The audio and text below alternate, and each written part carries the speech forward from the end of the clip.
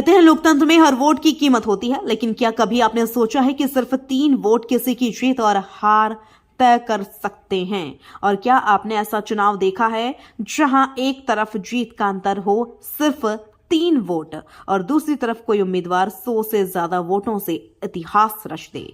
आज हम आपको दिखाने जा रहे हैं कैसे ही दिलचस्प, रोमांचक और सीख देने वाली कहानी ग्रेटर नोएडा वेस्ट की लोटस विला सोसाइटी के RWA चुनाव 2026-27 की, जहां लोकतंत्र सिर्फ प्रक्रिया नहीं बल्कि एक जीवंत अनुभव बनकर सामने आया।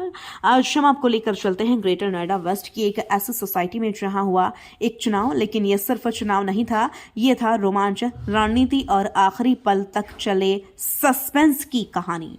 लोटस विला सोसाइटी में RWA चुनाव 2026-27 संपन्न हुआ और इसके नतीजों ने हर किसी को चौंका दिया। कहीं सिर्फ 3 वोटों से जीत हुई तो कहीं 106 वोटों का ऐतिहासिक अंतर देखने को मिला। सेक्टर 1 ग्रेटर नोएडा वेस्ट स्थित लोटस विला सोसाइटी में चुनाव का माहौल सुबह से ही देखने लायक था। निवासी अपने घरों से निकलकर मतदान केंद्र पहुंचे। बुजुर्गों का अनुभव, युवाओं का उत्साह और महिलाओं की सक्रिय भागीदारी, हर किसी ने इस लोकतांत्रिक प्रक्रिया को मजबूत बनाया। चुनाव पूरी पारदर्शिता के साथ चुनाव आयोग द्वारा संपन्न कराया गया, जिससे हर मतदाता को निष्पक्ष माहौल मिला। लेकिन असली कहानी शुरू होती है मतगणना से, जहां हर राउंड के साथ बढ़ता गया तनाव और आखिर में जो हुआ उसने सबको हैरान कर दिया। अध्यक्ष पद के लिए मुकाबला था दिग्विजय शुक्ला और सौरभ सचान के बीच। मतगणना के दौरान दोनों के बीच कांटे की टक्कर रही, कभी एक आगे कभी दूसरा, और अंत में फैसला हुआ सिर्फ 3 वोटों से। जी हां, दिग्विजय शुक्ला ने सौरभ सचान को महज 3 वोटों से हराकर अध्यक्ष पद पर जीत हासिल की। यह नतीजा इस चुनाव का सबसे बड़ा सस्पेंस बन गया। जहां एक तरफ मुकाबला इतना करीबी था, वहीं दूसरी तरफ एक ऐसी जीत भी हुई जिसने इतिहास बना दिया। जनरल सेक्रेटरी पद पर दुर्गा प्रसाद यादव ने अपने प्रतिद्वंदी मयंक सक्सेना को 106 वोटों के बड़े अंतर से हराया। यह जीत लोटस विला सोसाइटी के इतिहास की अब तक की सबसे बड़ी जीत मानी जा रही है। इस परिणाम ने साफ कर दिया कि दुर्गा प्रसाद यादव को निवासियों का जबरदस्त समर्थन मिला। उपाध्यक्ष पद पर संजय सिंह और शशि प्रभा यादव को विजयी घोषित किया गया।